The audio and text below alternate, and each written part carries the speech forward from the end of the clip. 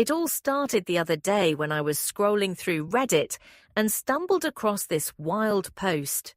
Some guy was venting about how his girlfriend cheated on him and didn't even care. She was totally upfront about it, like it was no big deal. Reading that hit me hard because it dragged me right back to my own story with Emily, my ex, whose name I've changed for this tale. I don't usually spill this stuff to people. It's a long saga, and honestly, it sucked to live through. But that post got me thinking, why not share it? This all went down about 2 years ago, and now I'm ready to unpack it. I met Emily on a dating app, not one of those swipe right for a hookup deals, but a legit one where people supposedly want something real. I was 33. She was 30, and when we matched, it was like fireworks. We texted non-stop, hopped on phone calls, and clicked instantly. I can't quite explain it, but it felt like we just got each other. Same dumb sense of humor, same love for old-school rock bands. And we could yak for hours without getting bored. Her laugh over the phone, pure sunshine. It was the kind of thing that made a rough day at work disappear. After a few weeks of digital flirting, I finally asked her out for a real date. That first meetup had me sweating bullets. Emily was drop-dead gorgeous. Long dark hair, killer eyes, and a smile that could light up a dive bar. I'm no slouch. Decent height, solid jawline. I'd say I'm a 7 out of 10, but Emily was next level. She walked into that coffee shop, and I swear I thought, no way this girl's sticking around with me. She's got guys lining up from here to California. Still, I played it cool, and holy crap did we hit it off. We swapped stories over lattes, her spilling about her high school prom disaster, me confessing my failed teenage band dreams, and it felt effortless. By the end of the night, I was hooked. It was the kind of vibe that makes you think, yeah, this could be something big. So after that first coffee date, things with Emily kicked into high gear. A few weeks of texting and late-night FaceTime calls later, I asked her out again, this time to a proper dinner at this little Italian joint downtown. I was nervous as hell, mostly because she was so damn pretty it made my head spin. She showed up in this black dress that hugged her curves just right, and I swear I forgot how to talk for a solid minute. But once we got going, splitting a plate of spaghetti and joking about how we'd never pull off that Lady and the Tramp move, it was magic. Pretty soon we were hanging out all the time, and it didn't take long for us to make it official. I was over the moon, thinking I'd hit the jackpot with this girl. Thing is, dating someone like Emily came with some baggage I didn't expect. Everywhere we went, guys noticed her. We'd be grabbing beers at a brewery, and some dude in a flannel would straight up hit on her while I'm standing right there, holding her hand. She'd laugh it off, tell me about the cheesy DMs flooding her Instagram from randoms. Guys with profile pics of their jacked gym selfies or their pickup trucks. At first, I didn't sweat it. She'd roll her eyes at them, say stuff like, "They're just thirsty. Jake, don't worry," and I trusted her. I mean, why wouldn't I? She seemed all in with me, and I wasn't about to turn into some paranoid, clingy boyfriend over a few losers shooting their shot. But then something weird happened that stuck with me. One night, we're sprawled out on my couch after binging The Office for the 3rd time, just shooting the breeze about random crap. Out of nowhere, she brings up this hall pass game. You know, that dumb hypothetical where you pick a celebrity you'd get a free pass to hook up with. I'm usually the one starting goofy talks like that, so her bringing it up threw me off. I said mine was Margot Robbie, because duh, who wouldn't? And she picks Chris Hemsworth. Fair enough. Guy's a freaking Viking. But then she smirks, leans in close with this little glint in her eye, and goes, "Honestly, Jake, I don't think many celebs would turn me down anyway." I froze. Like, what do you even say to that? I knew she was hot. Trust me, I'd been pinching myself since day one. But hearing her say it out loud, so cocky, hit different. It wasn't just playful confidence. It was borderline smug, like she was dead serious about being irresistible. Don't get me wrong, Emily wasn't some stuck-up diva. She'd always been chill, the kind of girl who'd split a $5 burger with you at a food truck and not bat an eye. But that comment, it felt off, like a peek behind the curtain I didn't ask for. I laughed it off in the moment, tossed a throw pillow at her and changed the subject, but it lodged in my brain like a splinter. Over the next few days, I couldn't shake it. I'd be stuck in traffic on the 405, replaying her words, wondering if I'd misread her vibe. Was she just joking, or did she really think she was some untouchable goddess? It made me question stuff I hadn't before, like, was I just some average Joe she was settling for until something better rolled in? I tried to brush it off, told myself I was overthinking a dumb late-night chat. Things went back to normal, or so I thought, but that little seed of doubt, it wasn't going anywhere. After that hall pass chat, I tried to shove Emily's smug comment to the back of my mind. For a while, it worked. Life rolled on like normal. We'd hit up our usual spots, tacos at this hole-in-the-wall joint on Sunset, late-night drives blasting Springsteen, her belting Born to Run off-key, while I laughed so hard I nearly swerved off the road. Things were good, really good, and I told myself I'd overreacted to her little ego trip. She was still the girl who'd binge Stranger Things with me, stealing half my popcorn and arguing over whether 11 could take down Darth Vader. But then, slowly, the cracks started showing, and I couldn't unsee them. It began with the late nights. Emily's job at that marketing firm wasn't some 9-to-5 gig. She'd warned me about deadlines and client dinners, but she used to be clockwork. Home by 6 p.m., maybe 6:30, if the 101 was a parking lot. Then, out of nowhere, she'd stroll in at 7, 7:30, sometimes pushing 8. At first, I didn't blink. LA traffic's a beast, right? But her excuses were weak as hell.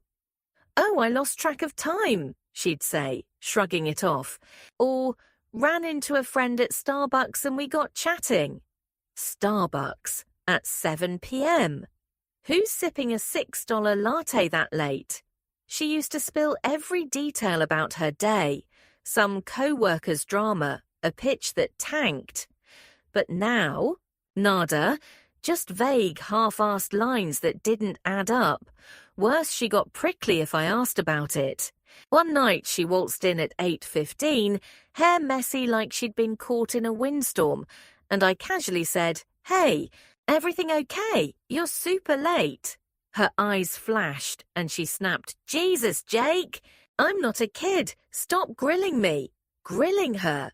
It was one freaking question.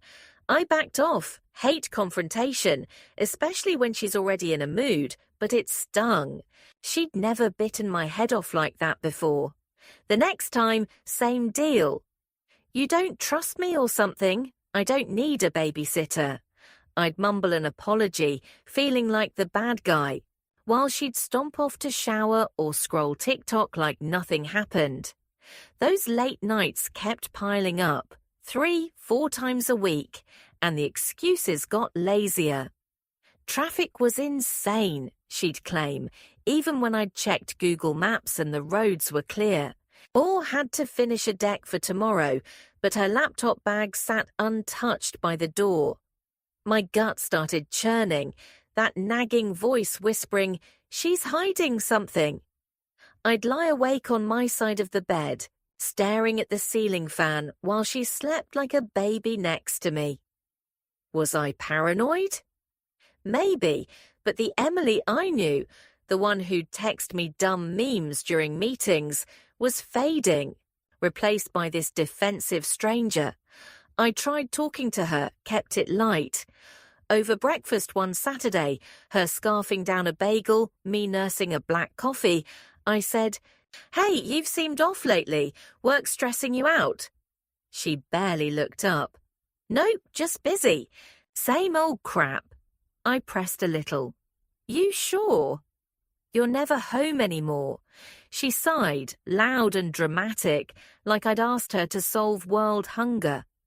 "Everything's fine. Jake, chill." That was it. Conversation over. A few days later, I tried again, more direct. Something's weird. I'm worried." This time she softened up, put on that sweet smile I used to melt for. "I'm sorry. Babe, it's just work. I promise it's nothing." She even hugged me, her shampoo smell hitting me like a memory.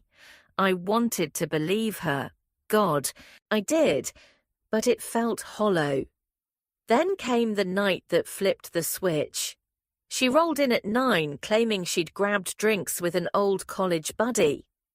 "Mark from UCLA," she said, avoiding my eyes while she fiddled with her keys. I knew her college crew. No Mark ever popped up before. Her story was flimsy, full of holes, and that's when it hit me. She wasn't just stressed, she was lying. My stomach dropped. This wasn't some misunderstanding. My girl was cheating, and I couldn't ignore it anymore. I had to know the truth, whatever it took. By the time I'd clocked Emily's Mark from UCLA lie, I was done playing dumb. Her late nights, her snappy attitude, that gut-twisting feeling she was stepping out. It all piled up like a stack of unpaid bills I couldn't ignore. I needed answers, not just hunches. My first thought was her phone. That little slab of glass had to be a gold mine. Texts, Insta DMs, maybe some late-night Venmo payments to some sketchy dude. Problem was, she guarded that iPhone like it was the nuclear codes, always in her hand, face down on the table or tucked in her purse when she crashed on the couch. Even if I snagged it, I'd have 10 minutes tops before she'd notice, and I'm no hacker. Figuring out her passcode or digging through deleted messages. Forget it. Plus, she was smart. She'd probably scrubbed anything incriminating anyway. I needed more than a shady, "Hey babe" text to confront her. I wanted the whole damn movie, dates, times, faces, not just a blurry screenshot. So I went full-on TV drama. I decided to hire a private investigator. Yeah, I know, sounds like I was channeling some gritty cop show, but I was desperate, man. I couldn't keep lying awake, imagining her sneaking off to some dive bar hookup while I microwaved leftovers alone. I needed proof, and I needed someone who knew how to get it without me screwing it up. I fired up my laptop during a slow day at work, chugging a Red Bull to stay sharp, and Googled Private Investigators Los Angeles. Scrolled through a dozen sites. Half looked like scams. The other half like they charged by the Rolex. Landed on this guy, Mike, with a no-frills website and a Yelp page full of 5-star reviews. Caught my ex with his side chick in a week. Worth every penny. I shot him an email, set up a meet at his office in Van Nuys, and spent the rest of the day jittery, second-guessing myself. Was I really doing this? Hiring some PI to tail my girlfriend like she was a mob boss? But then I'd flash back to her dodging my eyes. And yeah, I was doing it. Mike's office was a time capsule, strip mall vibes wedged between a vape shop and a taqueria, with faded blinds and a buzzing neon "open" sign. Inside, it smelled like stale coffee and old leather.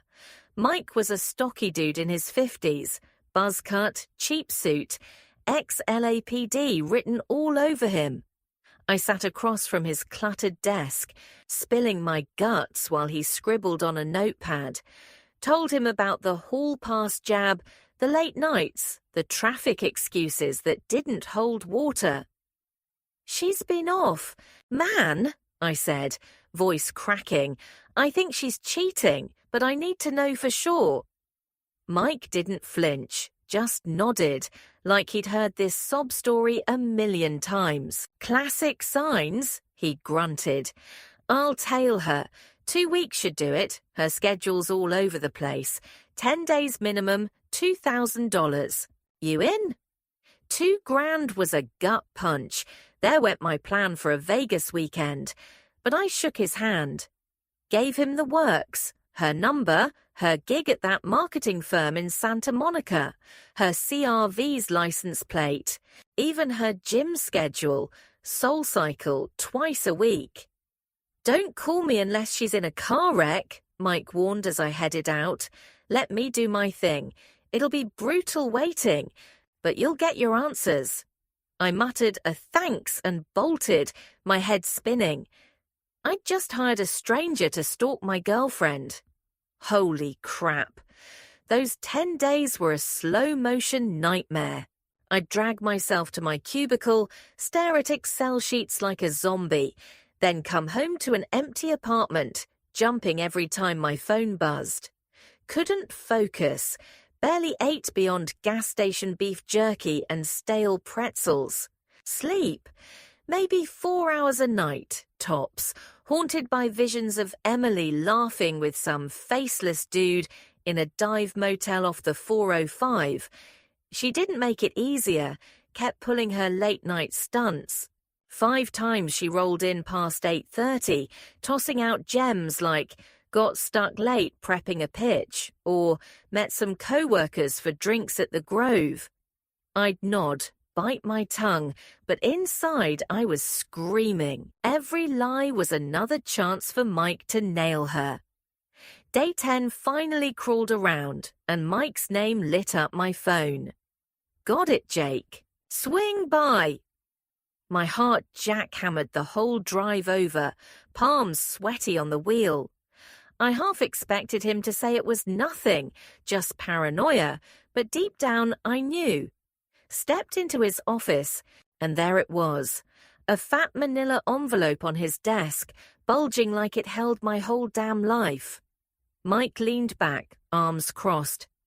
"You want the rundown, or just the raw stuff?" I swallowed hard. "Tell me first," he sighed, tapped the envelope. "She's been hitting an apartment in Culver City. 3 visits, 2 hours each. Same guy every time. Name's Tyler. Pics are in there."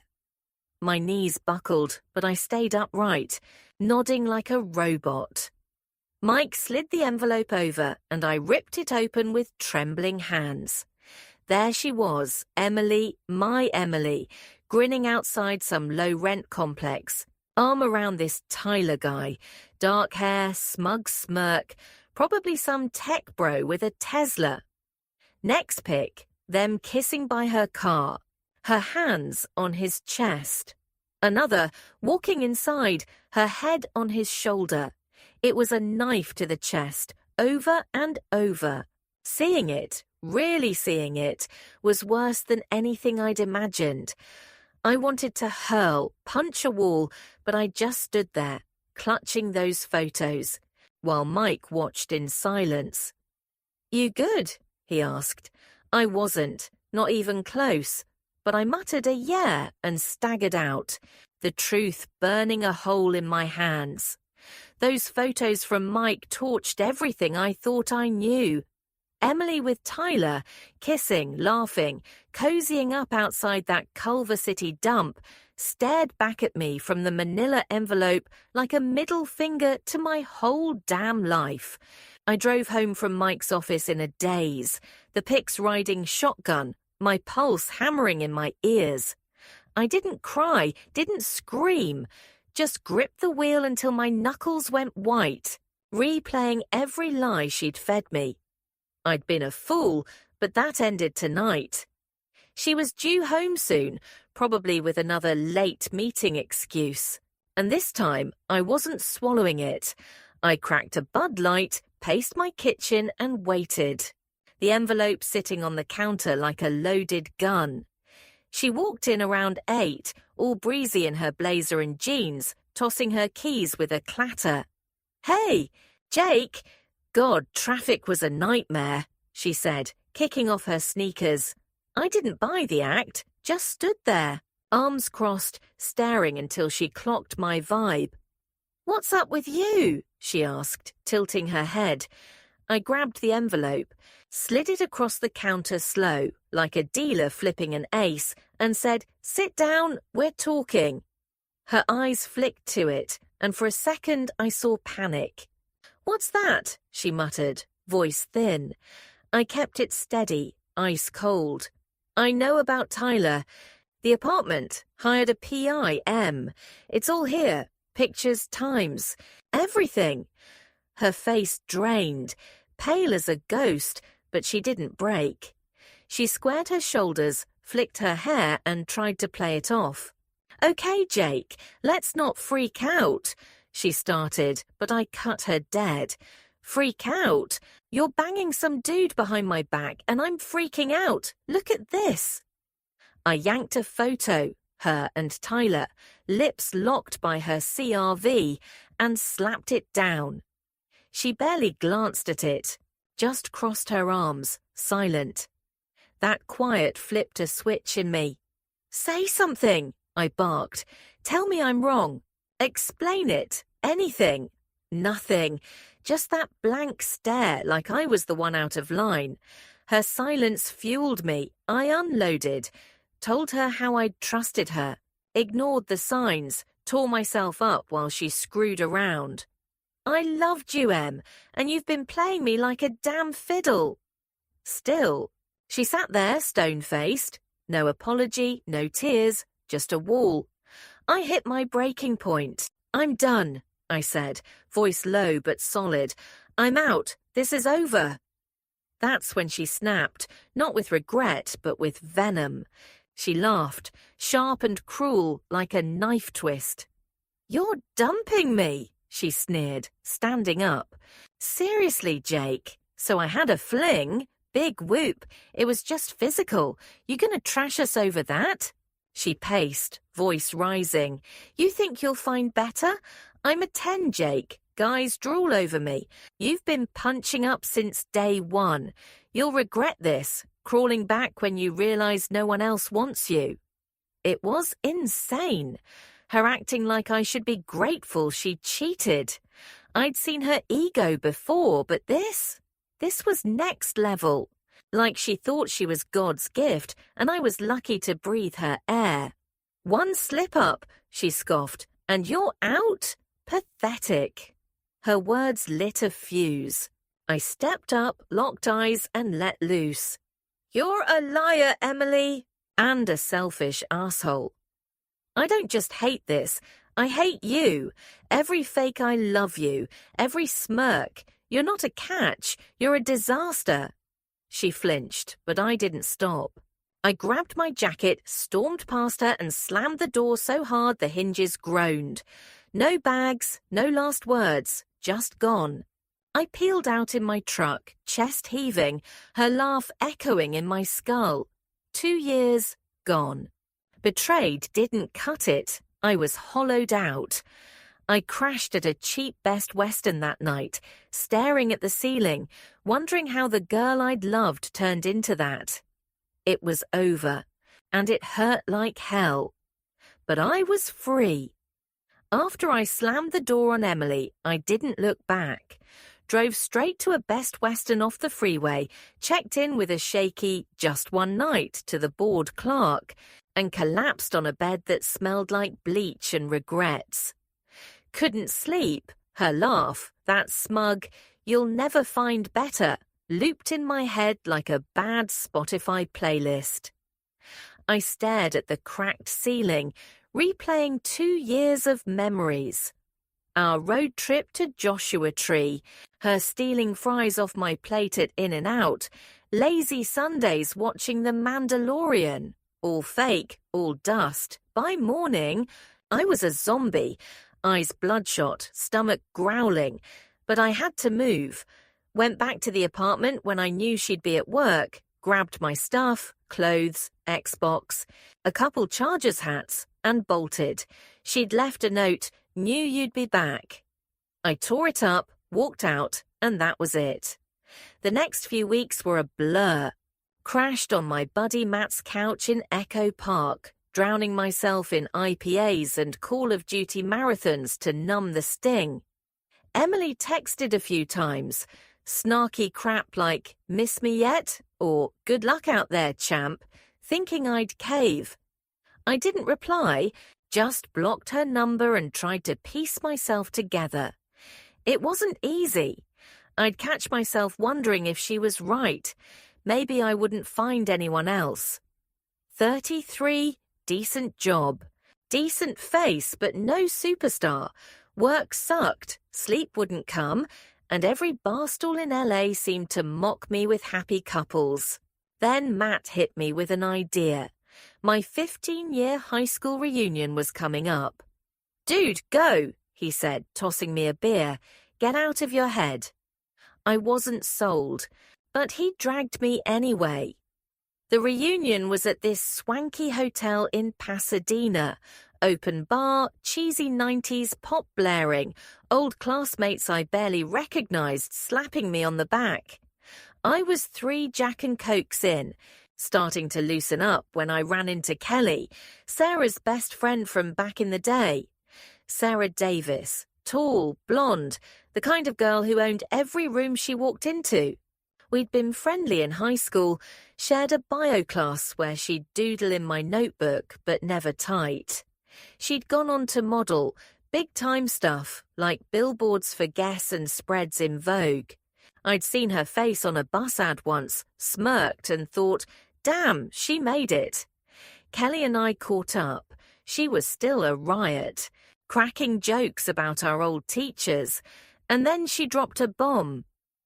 "You know Sarah's always had a thing for you, right?" I laughed, nearly choking on my drink.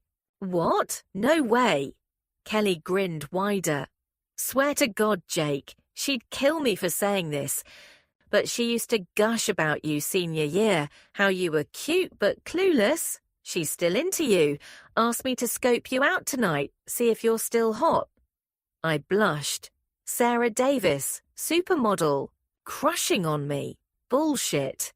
We'd barely talked since graduation. She was out of my orbit then and a galaxy away now. But Kelly insisted. "She's single." "You're single. Shoot your shot, man." I brushed it off, but her words stuck. After Emily's out-of-your-league crap, hearing someone like Sarah might have liked me felt like a lifeline. A week later, I took a chance. Found Sarah on Instagram, verified account, 500,000 followers, pics of her strutting runways in Milan and sipping rosé in Paris. Slid into her DMs with a lame, "Hey, remember me from Lincoln High?" and hit send before I could chicken out. Told Kelly I'd done it, just in case Sarah ignored randos. 5 agonizing days of radio silence. I'd checked out, figuring she was too busy jetting off to fashion weeks. Then, bam, a reply. "Jake, oh my God, it's been forever, how are you?" All caps, exclamation points. Good sign, right? We started messaging, catching up on a decade plus of life. She was warm, funny, not the diva I'd expected. Asked about my job, my dumb high school pranks, even remembered that time I bombed a frog dissection.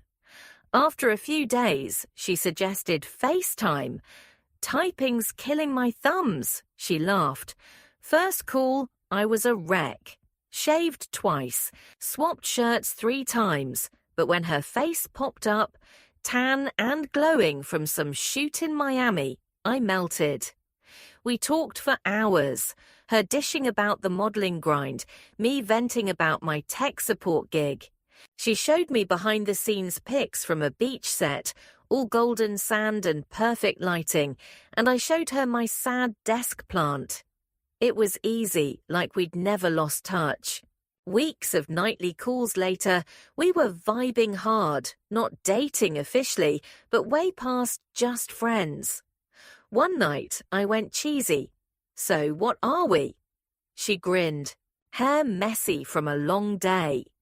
"Really good friends. Who maybe want to be more?" I asked her to be my girlfriend. She said yes, no hesitation. My chest felt light for the first time in months. She was in New York then, shooting for some luxury brand, so we went long distance. I'd tried that once in college, hated it, all awkward silences and missed calls. But with Sarah, it worked. I booked a flight to see her during Fashion Week, crashing her world of VIP parties and flashbulbs.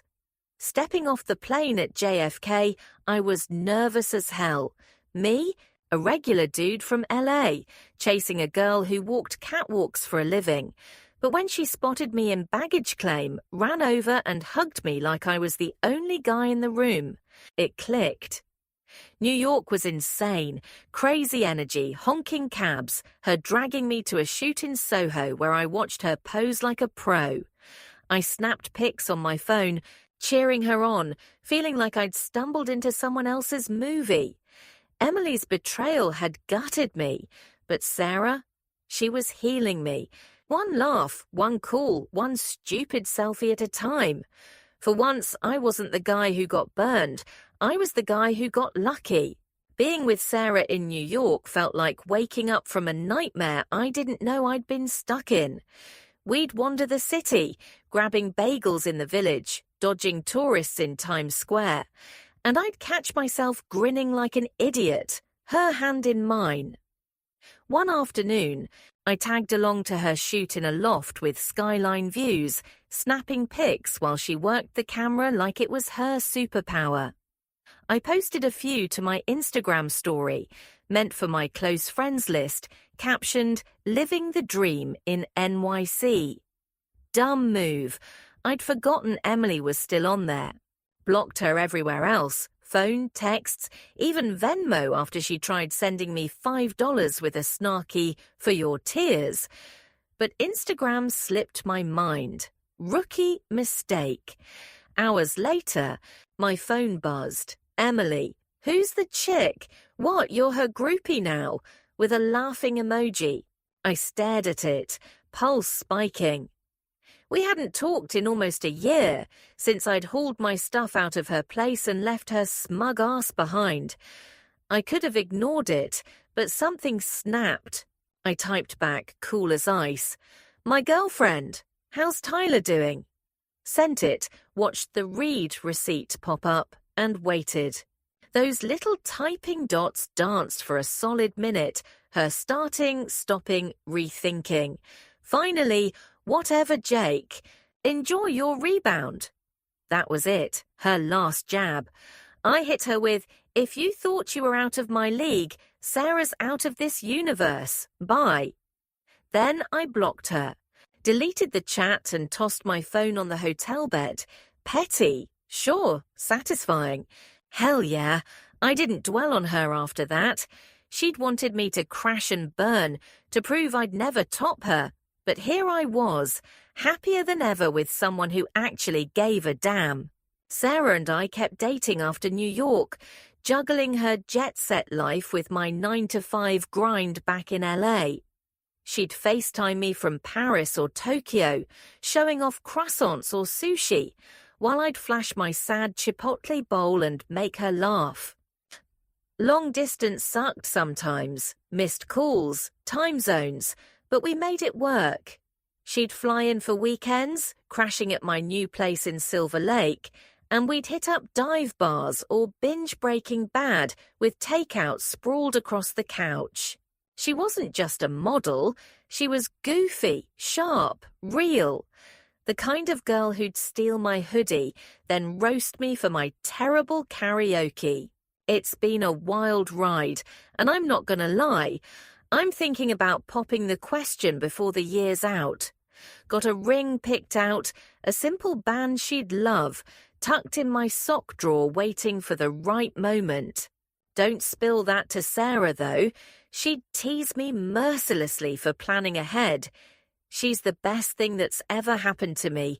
Beautiful inside and out, with a heart that makes mine feel full again. After Emily, I thought love was a scam, a game I'd always lose. Sarah proved me wrong. She's not some trophy. She's my partner, my reset button. And yeah, I'm damn lucky. Looking back, Emily was a bullet I dodged. If I'd stayed, I'd be miserable, tied to someone who thought cheating was a perk I should have thanked her for. Her loss opened the door to Sarah, and I wouldn't trade that for anything. Some folks might roll their eyes. Oh, he's just with her 'cause she's a model, or long distance never lasts. But screw 'em. I don't care what they think. Sarah's worth it, and I'm not letting doubters rain on my parade. If it crashes and burns, fine, come find me and say, I told you so. But right now, I'm all in, and I've never felt this good. So that's my story. Betrayal, heartbreak, and landing somewhere better than I ever dreamed. Emily thought she'd break me, but she just set me free. Sarah's my happy ending, or happy beginning, really, and I'm holding on tight. If you're reading this, thanks for sticking with me. Life's messy, but sometimes the mess leads you exactly where you're supposed to be.